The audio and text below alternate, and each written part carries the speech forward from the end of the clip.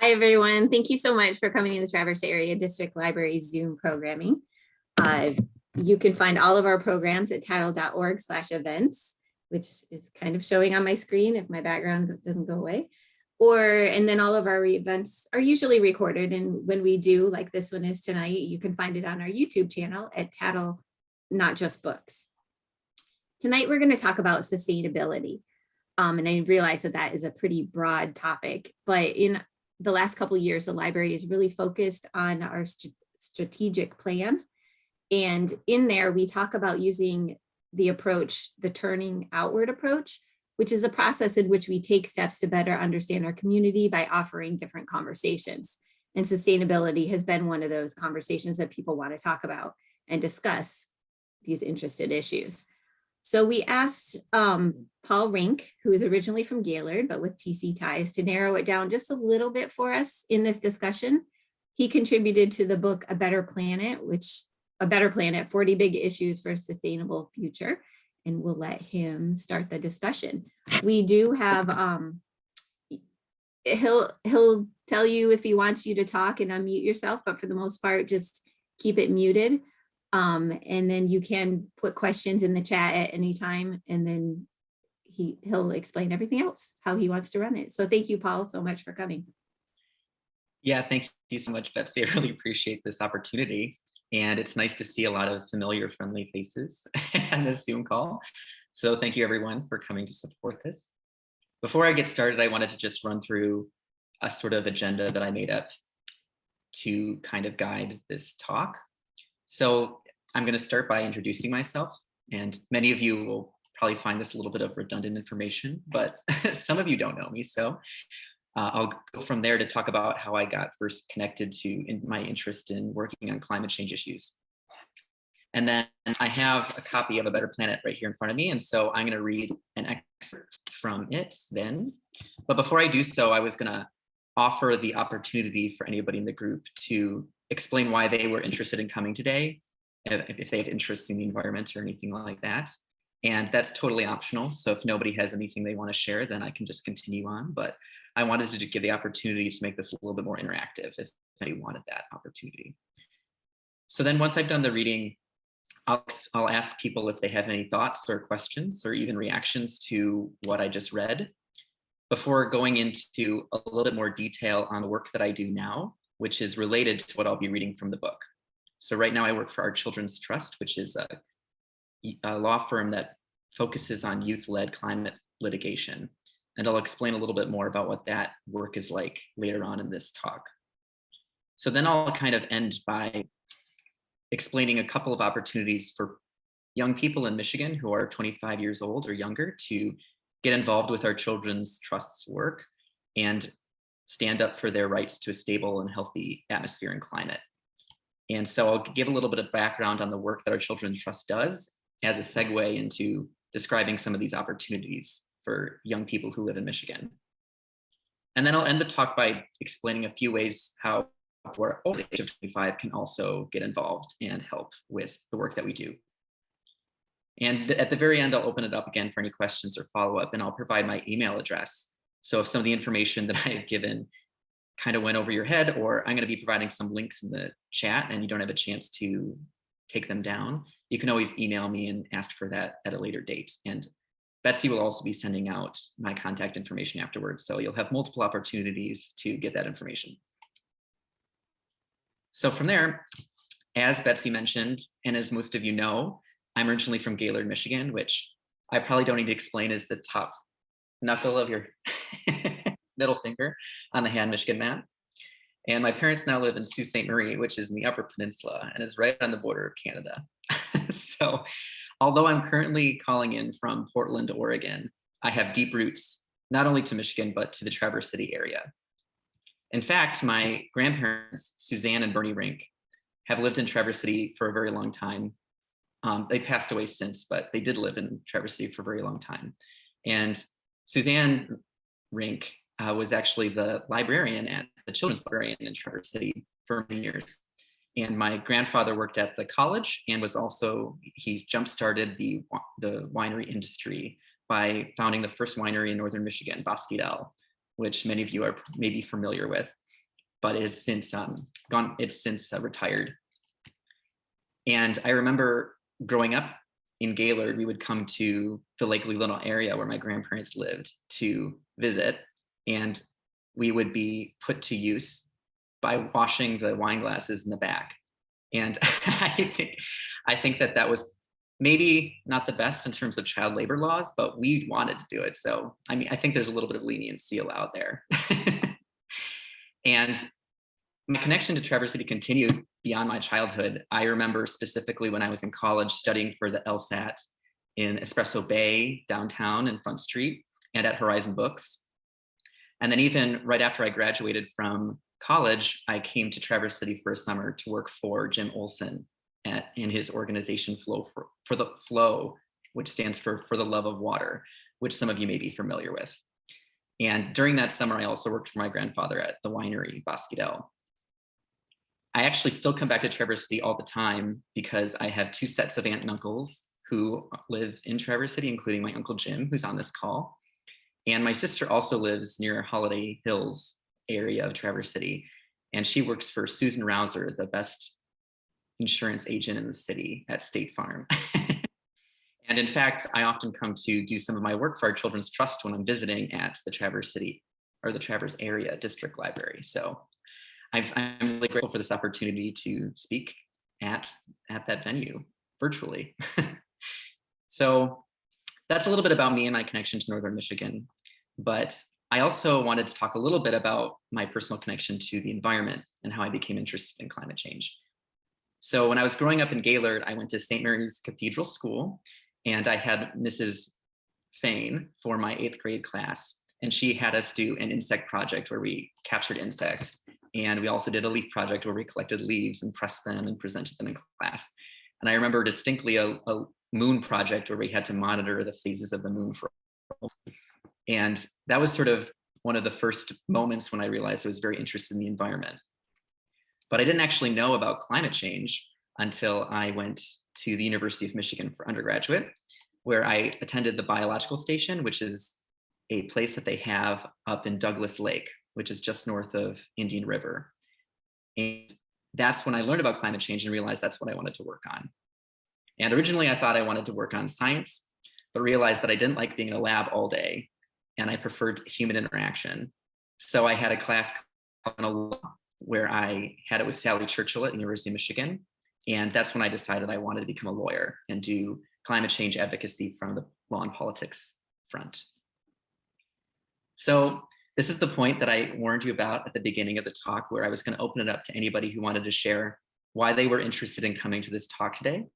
Because I know some of you are here because you have a personal connection to me, but others might have come because they also care a lot about sustainability. And I wanted to hear if there was anybody who wanted to share something about that and their connection.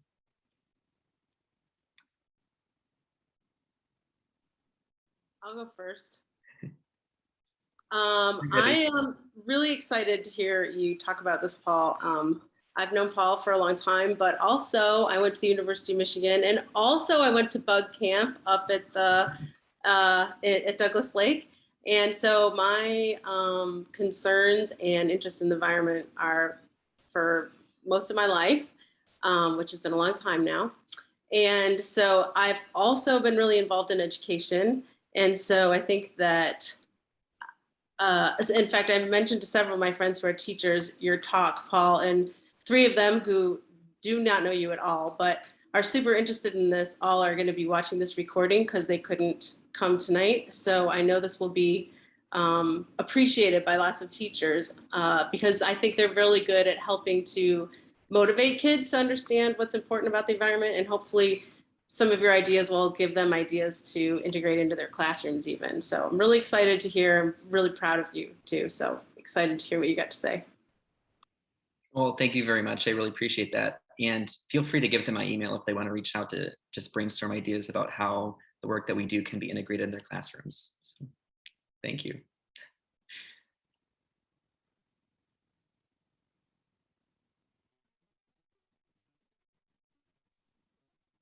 Hi, this is McKenna. I also know Paul because we went to the same high school. But but I was working for the last couple of years with Engineers Without Borders on some projects to assess the infrastructure of clinics in the Caribbean, to upgrade their infrastructure to make it more resilient to climate change, and also some projects on solar powered water distribution systems, because drought in Africa, because drought is an issue with climate change there. And I'm about to start a job as an environmental engineer here in Boston, and a lot of the work that the firm I'm joining has been doing is around upgrading the water infrastructure here in Boston to address the impacts of climate change, which is expected to be more rainfall, and sort of upgrading stormwater systems here. So I'm just interested in sustainability in general for those reasons. Yeah, thanks for sharing, McKenna. I do remember going to high school with you, and I am glad to hear that you ended up following a path that is involved in environmental advocacy. It sounds like we may end up working together one day. Yeah, a lot of us did. Maggie Schultz is also an environmental engineer Oh, now, really? or That's she's great. studying environmental engineering in Boston, and I think Gabby wants to go into environmental law too. They're all out here in Boston. Oh, that's great. Also. And Nathan in Washington, D.C. Oh, wow. I think it's part of growing up in Northern Michigan because we have such beautiful nature.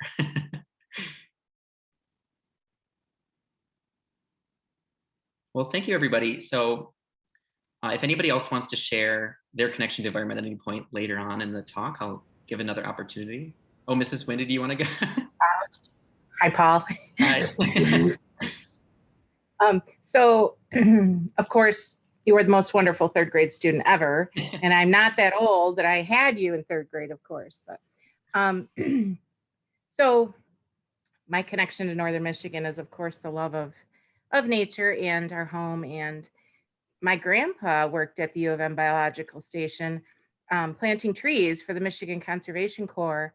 And so growing up on Riggsville Road in Sheboygan, near the biological station, I have a great love for that area too. So I have that connection. And then passing on just any teaching thoughts you might have that we could use in our curriculum with third, fourth, fifth graders, science-wise and environmental-wise. We have a food core teacher at our school, so different teachers each year help bring in that sustainability of the food that we grow in Northern Michigan and its connection to our bodies in school. And so food core is a great way for us to sneak in that extra environmental piece that isn't always in our curriculum. So that's been a great connection. So great to see you. Thank you for doing this. Good to see you too. And I actually remember now when I mentioned to you that I was going to the biological station, you told me that you had grown up on Riggsville Road. And so I'm just remembering that as you mentioned it. And I'll be talking a little bit more about potential connections that we do in our work around young people's health and climate change. So we can talk about that a little bit more later on in the talk if you're interested. So thanks for bringing that. Thanks for the resources.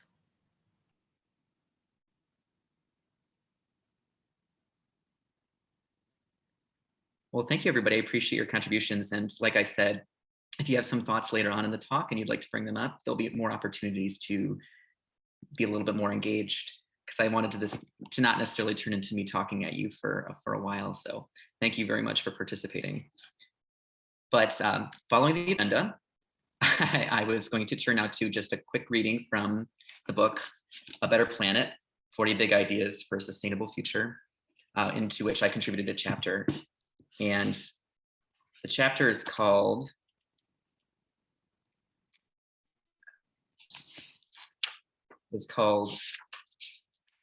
Helping Kids Stand Up for Their Rights, the Role of Climate Change Litigation. And I wanted to flag that the book is available at Horizon Booksellers in Traverse City.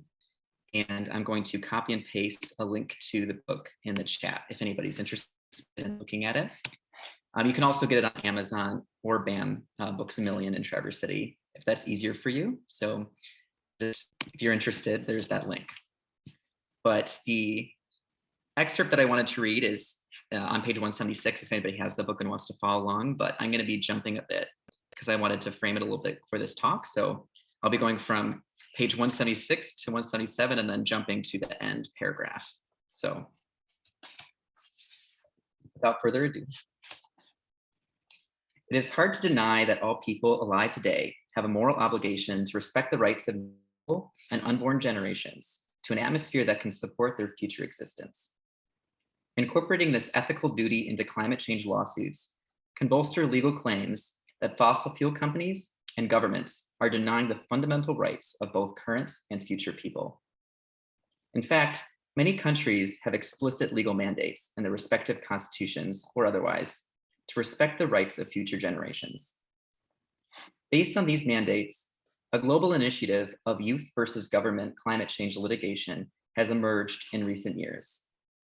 Lawsuits brought by young plaintiffs in Colombia, Pakistan, India, and India have demanded climate change justice, taking advantage of the respective countries' intergenerational legal provisions. Although the US Constitution does not have any explicit intergenerational ethics provisions, youth plaintiffs in the US can and have filed creative constitutional rights-based climate change cases. For example, in Juliana versus United States, 21 youth plaintiffs filed a lawsuit against the US government, claiming that they have a right to resources that are shared by all US citizens, such as fresh water, and that the federal government is responsible for maintaining these resources under a legal doctrine called the public trust. The Juliana plaintiffs assert that current and past government officials have failed to uphold their responsibility to ensure the public trust resource of a clean atmosphere for the youngest citizens who will live to see increasingly severe impacts from climate change. The youth plaintiffs also argue that the federal government violated their constitutional rights to life, liberty, and property by actively perpetuating a fossil fuel-based energy system that causes climate change.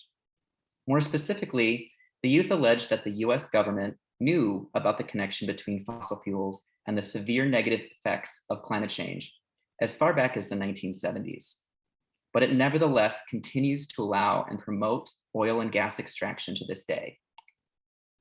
Because those negative effects are already restricting their liberties and damaging their property and may eventually shorten their lives, the youth plaintiffs argue that the US government's affirmative actions have detrimentally affected their fundamental constitutional rights. In her denial of the government's pretrial motion to dismiss this case, District Court Judge Ann Aiken made it clear that she had no doubt that the right to a climate system capable of sustaining human life is fundamental to a free and ordered society. In other words, Judge Aiken asserted that the US Constitution implicitly contains a right to a stable climate system, even though it does not mention climate or the environment once. By guaranteeing rights that can be upheld only in the presence of a healthy climate regime, the Constitution prevents the US government from taking actions that unduly disrupt that regime. Regardless of the eventual outcome of the case, injecting the idea that constitutional rights indirectly protect environmental rights into legal discourse represents an immense victory for the Juliana plaintiffs. Climate change has had and will continue to have a negative impact on human rights, constitutional rights, and property rights around the world. It is important to remind everyone of this reality when promoting climate change action. Framing climate change in terms of the rights it threatens can help sharpen public focus on the problem, and particularly the intergenerational equity considerations of the issue. On the other hand, if we neglect to keep these climate change threats at the forefront of our minds, we will almost certainly fail to rise to the challenge with the required urgency and dedication. Young people standing up in court for their right to a viable future may be our best chance to ensure that we do not fall into this trap and instead fight hard to avoid the worst climate change impacts. So that was the last paragraph of the chapter. And I wanted again to offer the opportunity for anybody who's interested to ask any questions or share any reactions they had on that reading before I explain a little bit more about how what I just read relates to the work that I do now for Children's Trust. So if anybody has any questions or reactions, feel free to contribute them.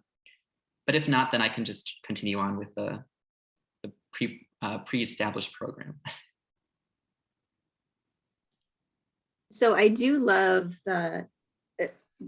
I read this the other day, and that's what stood out the most to me is the last sentence that you wrote and read, that talks about young people standing up in court for the right to a viable future. It's our best chance to ensure that we do not fall into this trap and instead fight hard to avoid the worst climate change impacts. I think that's very impactful, that statement, just by itself, because I mean, young people, they're our future. And if they don't start standing up, and if we can't, then what's going to happen?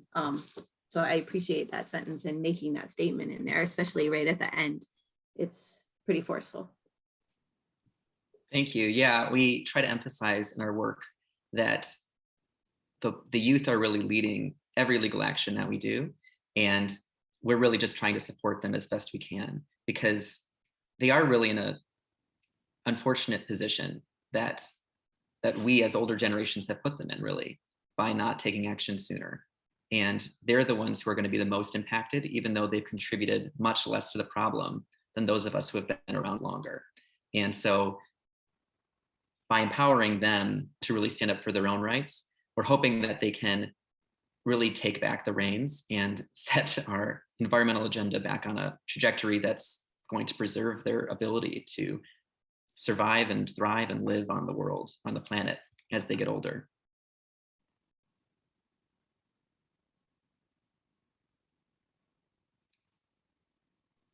I would just say I love knowing that the Constitution stands behind the movement. I think that's a cool point to make right there.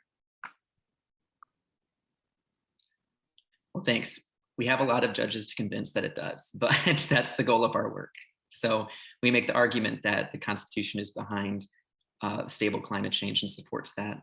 Not every judge agrees with us, but that's our job as the lawyers of these young people, is to convince judges that it does. So thanks. I wanted to add that, so I don't know you. I'm coming to this. I'm very glad that you're offering this topic today. But I think it's also important that we don't take for granted the old people like myself and others, because if we don't change our habits and model behavior, then those children won't have that opportunity to learn those things, and we won't be able to participate in correcting the errors of our youth. I think also there was a speaker earlier that talked about working in Africa, and I think that when you say it's disproportionately the burden on young children, it's also disproportionately globally on countries like Africa that don't contribute but still have awful repercussions of global warming. So I look forward to the rest of your talk, and I just wanted to weigh in on that, and thank you for coming today. Yeah, thank you. I don't know how to pronounce your name. Is it Thelen? It is Thalen, yes. Thalen. Yeah, it's very Midwest Thalen, yeah, right. So Thank you very much. And actually, I'm really glad you made those points, because I will be discussing a little bit later and talking about my work at our Children's Trust, the work we do internationally. And I actually work specifically in the global department, because we recognize that in the same way that young people have contributed very little to the problem and are going to be impacted the most, the same is true for a lot of developing countries. And we want to try to represent them in the same way that we do the youth that we work with in the United States. And I wanted to just emphasize your point a bit about how the older generations are also a big part of the solution. And I'll be talking about a few opportunities for young people who aren't under the age of 25 to get engaged with the work that we do. And even aside from the work that we do at our Children's Trust, there's so many opportunities to model behavior that can really resonate with young people and get them engaged in these issues and other important issues that are going to become their important issues as they get older. And just to really quickly emphasize something else that resonated with me from your comment, I definitely don't think that it's helpful to think about this in terms of older generations have blame that should be put upon them for imposing a burden on young people. Really, the people who are the most responsible are those who are in positions of power for many years and who knew the threat of climate change and did nothing about it. And that's why we focus on suing government officials in our work, because we have documentation that shows that they've known about climate change and the catastrophic impacts it's going to have on the world and on our environment and on people vicariously for decades, over 50 years. And that's also true of fossil fuel companies. Although we, in our work at our Children's Trust, don't sue fossil fuel companies, we are very supportive of activism and advocacy that really focuses on that agenda as well. And so I'd be happy to talk about that a little bit more later in the talk.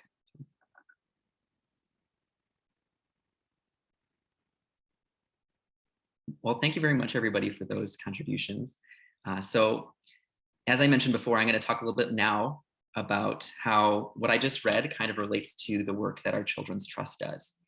So the case that I mentioned in the reading that I just gave, it's called Juliana versus the United States, is a case that was filed by our Children's Trust on behalf of 21 young plaintiffs from across the United States against the federal government. And so it's a national case in the US. And as I mentioned, it's had some early success in the district court, but it's been a very highly contested case. The US federal government does not want it to go to trial. And in fact, it was filed in 2015, and now in 2022, it still hasn't gone to trial because the federal government has pushed every possible mechanism it can to keep it from going to trial using pretrial motions that require a lot of time and contemplation by judges at multiple levels of the federal system. In fact, the case has gone to the Supreme Court twice just to hear these motions on pretrial agenda items that the federal government is trying to use to keep the case out of the courtroom. And so a quick update on where the case stands now. The case had been heard at the Ninth Circuit, which is, there's 3 levels of the court system: the district level, the Ninth Circuit level, and the Supreme Court level. And as I mentioned, it's gone up and down in those levels several times throughout the course of the case. But most recently, it was in the Ninth Circuit, which is at the circuit level, the middle level. And the Ninth Circuit sent the case back down to the district level, telling the district court to dismiss the case because it is a kind of problem that the court can't hear. Meaning the term that we use in the law is redressability, meaning that the judicial system isn't equipped to address or to mitigate or remedy the issues that were presented by the youth plaintiffs. And so that doesn't mean that the case is over. In fact, the lawyers on the case have submitted a petition at the district court level to amend the original complaint to address the issues that were found by the Ninth Circuit. And if we're able to do that, then the case will be allowed to proceed at the district court level. And so we just had a hearing in June on that issue in front of Judge Ann Aiken, who delivered the quote that you heard in my reading about how the Constitution preserves a right to a stable environment for the citizens of the United States. And so we're cautiously optimistic that she'll allow us to amend our complaint and we'll actually be able to continue with the case in the district court level. So stay tuned. If you're interested, send links on where you can see updates on that case. But the case itself and the youth plaintiffs, the 21 youth plaintiffs, were also a part of a documentary called Youth v. Gov that was released in 2019. And I know that the Traverse City Film Festival has been canceled the last 2 years, but I was really hopeful that this film would be seen at the Traverse City Film Festival because it's very good and it shows and documents the work that our Children's Trust does. So crossing our fingers, when the Traverse City Film Festival comes back, they might be able to use or adapt that documentary into the lineup. But in any case, there are a lot of other cases that our Children's Trust does besides just the Juliana versus US case. So my job, actually, I work specifically with the global department at our Children's Trust, where we assist lawyers in other countries to bring cases on behalf of the young people in those countries. Right now, we have active litigation in Canada, Mexico, India, Pakistan, and Uganda. And we're looking to develop cases in other jurisdictions as well. And I'm really passionate about that work for the reasons that Phelan mentioned earlier, because there's a really strong discrepancy between the impact that more advanced developed nations have contributed to climate change versus developing countries. And getting as many young people from around the world engaged in this kind of advocacy is important, both for volume reasons, just to get as many voices speaking about this issue as possible, but also for equitability reasons, because we want to hear as many voices from as many perspectives as possible. But in addition to our global work, we also do state level work. And we actually have a case that's been filed in Montana called Montana versus Held that has been admitted to the court. So as I mentioned before, Juliana versus the United States hasn't gone to court yet because there's been a lot of pretrial motions over the years. But in Montana versus Held, it's actually gone into the court level. So it's gone further than Juliana versus the United States, and we're preparing for trial, which is very exciting because we really believe that as we present the evidence in court, the government has really no recourse. There's very few arguments that they can present that are going to be convincing that climate change isn't happening, that it's not impacting the youth plaintiffs, and that the government isn't responsible for contributing to the problem, such that they have liability. And so that's a state level case that we filed in the state level Montana courts. And I thought that that would be a good segue to start talking about how young people in Michigan can actually get involved in the work that we do to do climate advocacy, and if they have interest in other ways outside of what our Children's Trust does. So there are two main opportunities for young people in Michigan to get involved in our work specifically. One of them is by filing or signing on to a public comment that our Children's Trust is going to be filing with the Michigan Department of Environment, Great Lakes, and Energy in the coming months. So in 2020, Governor Whitmer released an executive order requiring the Michigan Department of Environment, Great Lakes, and Energy, which is abbreviated EAGLE, which is pretty nice, to create a state action plan for economy-wide carbon neutrality, which just means that they have to come up with a plan for how to phase out carbon emissions from the economy by 2050. And they're going to call this plan, once they developed it, the Michigan Healthy Climate Plan. And they are required by the executive order to release a draft of that plan on January 14th. And it's going to be released as a part of an administrative agency process called rulemaking. And as a part of that process, once they release a draft, the public is able to provide comments to the draft to be considered by the government agency in order to adapt or change the draft plan as needed based on what the constituents of Michigan believe is necessary. And there's no age requirement for submitting comments. So everybody on this call can submit comments or sign on to them. But our Children's Trust is actively looking for young people, 25 years of age and younger in Michigan, who would be willing to sign on to a comment that we are going to submit on their behalf. And so the January 14th is the date that the draft will be released. And there'll be about a month of time in order to sign on and submit comments. So if you are under 25 years of age or younger and are living in Michigan, or if you know of anybody who's 25 years of age older and living in Michigan, please let them know about this opportunity so that they can sign on and, use their voice to really raise this issue in the state government. Because without contributions from our constituents in Michigan, it's possible that this draft plan will be wholly insufficient and actually it's probably likely that it'll be wholly insufficient to address the issue of climate change, just based on our experience in other processes like this, both at the federal and state level. Of course, we could be surprised and it'll be a great plan that'll incorporate all the considerations we think are necessary to uphold young people's constitutional rights. But just in case it isn't, please share this information. And so if you know of anybody or you yourself are interested in getting involved in this action, I'm pasting a link in the comment section right now.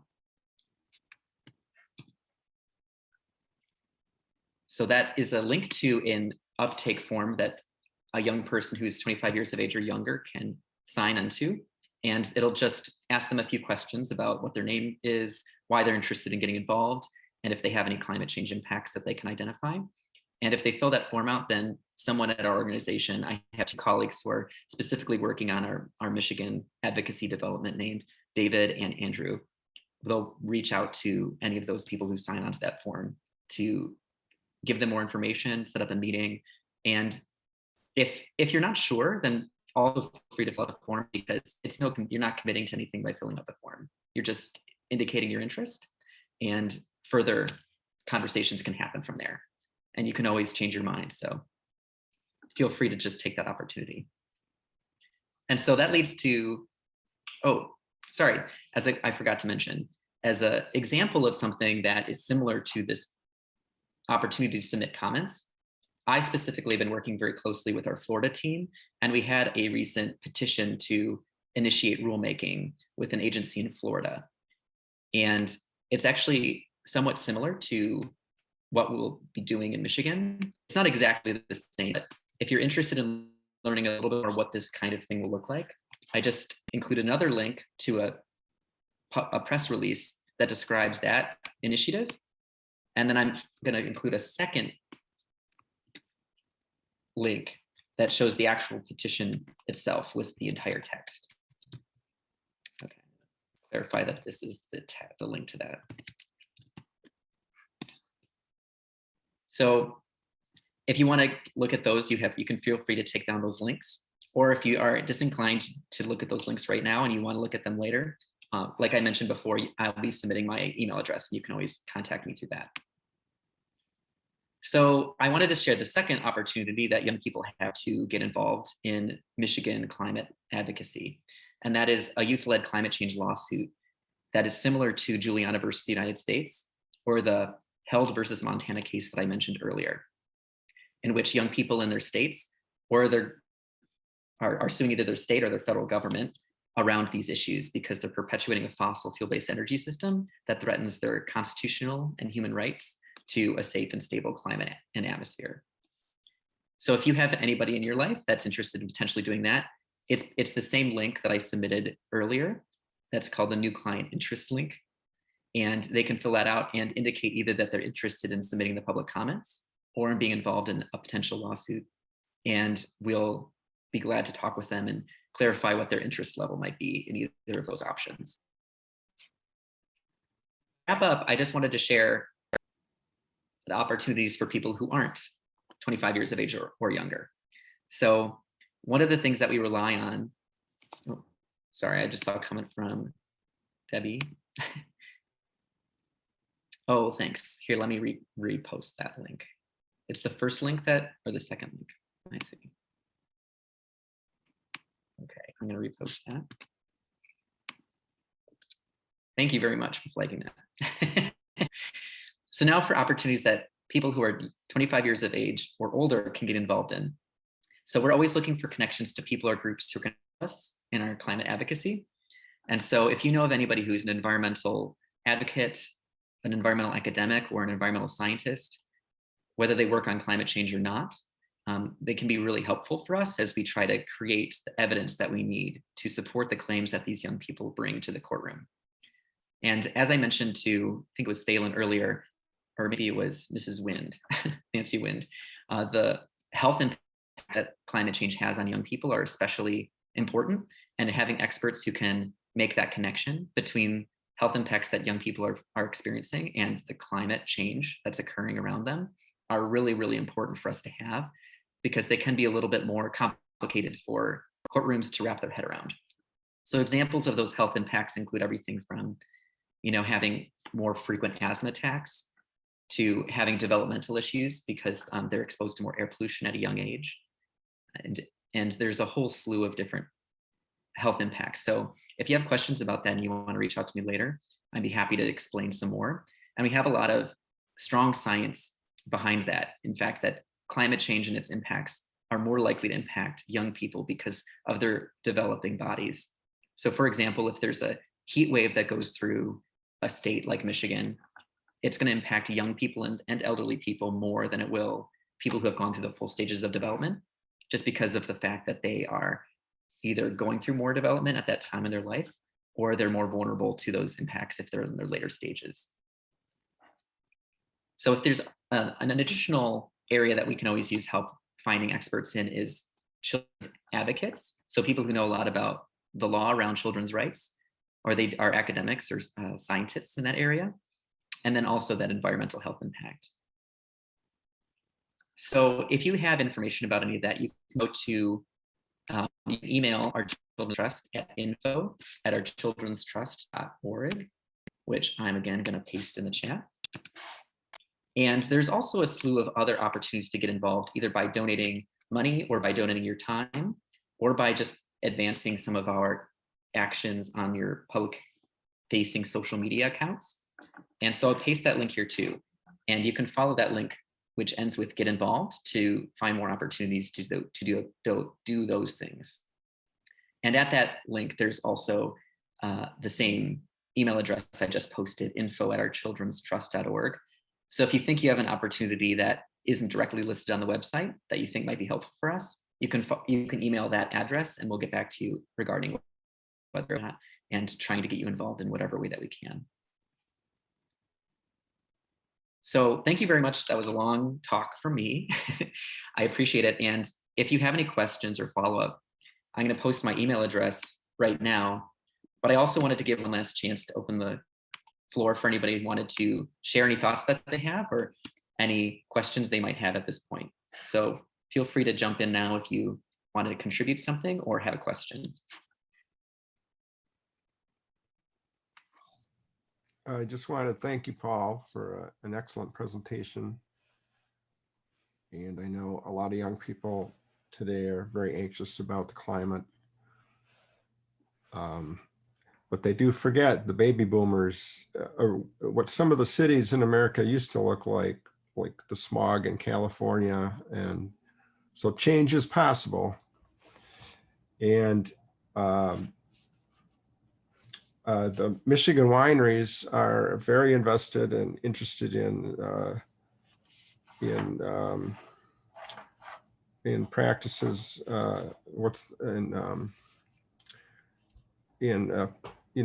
farming practices that are beneficial to the climate. And the next issue of Michigan Uncorked will explore a couple individuals in the state are working on sustainability. And so, it's definitely something where people are looking at and moving forward on. So we appreciate your efforts, and I'm sorry that it's had to come to suing people to get things done, but thanks for all your work. Yeah, thank you, Uncle Jim. And thank you also for that perspective on what some of the farmers in Traverse City are doing, because sustainable practices in agriculture are an important aspect of all this work. Yeah. So that's going to be really, really important now and into the future. Yeah. It is unfortunate that we have to go to litigation, but I think it's always been thus also, because I remember even when I was in college, I worked for the PIRG organization, the public interest groups in Michigan for that case. But it was all about, back then it was the polluter pay bills and the 10-cent can return and everything. So sometimes that's the best way to do it. So I'm super glad that you guys are doing that. I have a question for you, Paul. Do you get an opportunity when you're doing these litigation actions, I'm not sure what the word would be, court cases, do you get to talk to the students or to the kids or the youth and get their perspectives? And what are some of the things that they're kind of most worried about or that they're hoping you can do for them most often? Well, that's a great question. Thanks, I appreciate it. Actually, working with the young people is one of my favorite parts of the work, because as I'm sure you can imagine, they're incredibly inspirational because they're so young, but they're thinking about these important issues in a way that many adults have not gotten to. And they're engaging with the systems of politics and courtroom and government in a way that many people never do in their lifetimes. So it's really impressive, honestly. And I feel really privileged to have the opportunity to work with them. I haven't met all of the plaintiffs in the Juliana case, but I have met some of them. And then in some of the other cases that we work on, I've met our petitioners in Florida virtually, not in person. And then I also have bi-weekly meetings with our plaintiffs in the Canada case. And all of them are very, very inspirational, as I mentioned. But I know you also asked, what is something that is a special consideration for them and what are the things they're most worried about? And one thing that we really run into over and over again is sort of the mental health impacts that are happening, because a lot of these young people are seeing things that they cherished in their childhood as even year by year getting restricted in terms of access because of forest fires out west, for example, or heat index being too high for them to participate in school sports. Flooding has impacted a lot of our plaintiffs' homes and places that they go to recreate. And so they're seeing things change within their own lives drastically, even though they've only been alive for a very short amount of time. And it has it has a mental impact on them in the sense that they're just worried about what their future is going to look like if things are changing so fast already. And it's made them wonder what kind of world they're going to be growing up into. And those kinds of mental health impacts are something that we actually bring up in our cases, because they are something that can be redressed by courts, and is something that is an important aspect to bring in when we're bringing these cases.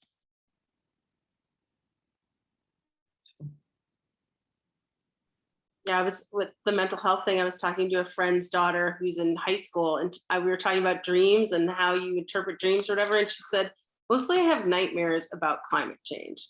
And I was really shocked about that. I didn't think about that. Like, for kids, it's really terrifying to where they're having nightmares about it. I felt terrible for her about that. Yeah, I think a lot of young people understand the issue a little bit more viscerally, just because it is something that they've grown up with. It's not something that they're learning about later on in their lives. And it has such a deep and direct impact on their futures. So it definitely resonates, we've noticed, with our young plaintiffs and petitioners really deeply. And it's unfortunate that they have to think about that kind of thing at such a young age, but such is the world we live in. How hopeful do they think this is going to be? And how long do you see it going before you see some significant change? Thanks for that question, Mom. That's a really good one, actually, because the executive director of our Children's Trust basically started these cases back in 2010. So they filed a number of cases before they filed Juliana versus the United States in 2015. And when she first started this organization, the expectation was they would go to court and have their trial and have a decision within a year, 2, maybe 3. And here we are 10 years later, and Juliana versus the United States hasn't even gone to trial. But so, like, basically, to answer your question, is we really don't have a sense of how long it's going to take. And it's definitely taken longer than ideal that we wanted. But that's the nature of litigation in the United States. It takes a very long time. And in the meantime, so much has been accomplished, because aside from this federal case, Juliana versus the United States, during those years, so many other cases have been filed both in the state level and in the global level, as I mentioned. And aside from just the work that our Children's Trust is doing, as I mentioned really briefly in the excerpt I read from my chapter, the work that our Children's Trust has done has inspired a lot of copycat litigation around the world. And they're not brought by us, but they're very similar cases. And some of them have seen some really great successes. So one of the most notable cases that really achieved amazing success happened in the Netherlands, and it's called Urgenda versus Netherlands. And it basically led to the outcome that the judicial branch within Netherlands declared that the government has a constitutional responsibility to set targets for climate change that respect the rights of plaintiffs, young and old, and has to come up with a plan to achieve those targets.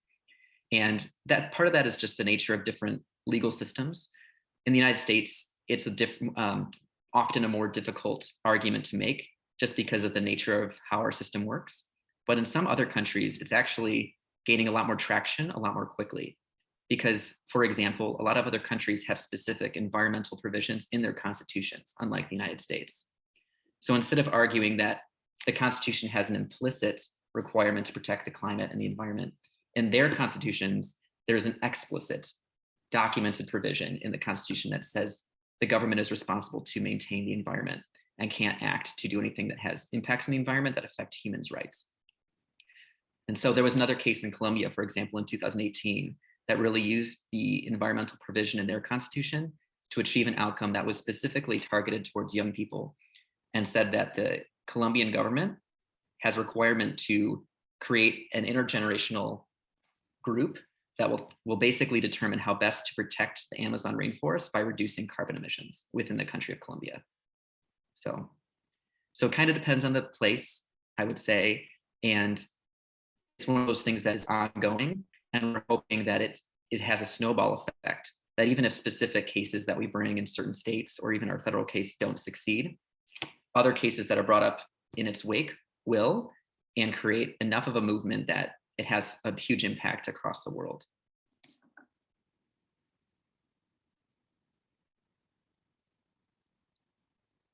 I also, really quick before we leave and before there are any more questions, I wanted to note that I kept calling Suzanne Thalen because I thought it was your first name. I apologize. I'm seeing now that that's your last name, so I apologize for that. That's my bad. I had it backwards on my screen, and when you called it out, it's like, yeah, that's exactly what I have to fix. So thank you very much for drawing that to my attention.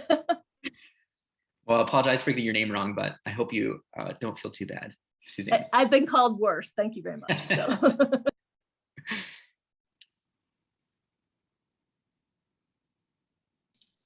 Well, thank you so much. This has been wonderful, and I hope that that people think so as well. And we'll definitely send out the email, excuse me, tomorrow with the links that are in here as well. I think when you record it and put it on YouTube, I think the chat stays there. So those links will be there as well. But everyone in the program will send the links out tomorrow as well. Thank you so much. Yeah, thank you everyone for coming. And thank you so much, Betsy, for organizing this and allowing me to share my time. I really cherish the Traverse Area District Library because I spend so much time there, and I'm really honored to have had this opportunity to share some of my thoughts on my work and the work that I did for this book. So thank you. Yeah, it was great to see that so many people that you know, and also kind of sort of work in the fields, growing up with that and still do. That's promising. Thank you. Thanks, everyone. So great. Thanks. Nice to see you, Sandy and Paul and Nancy and everyone. You, Deb. Take care. So good.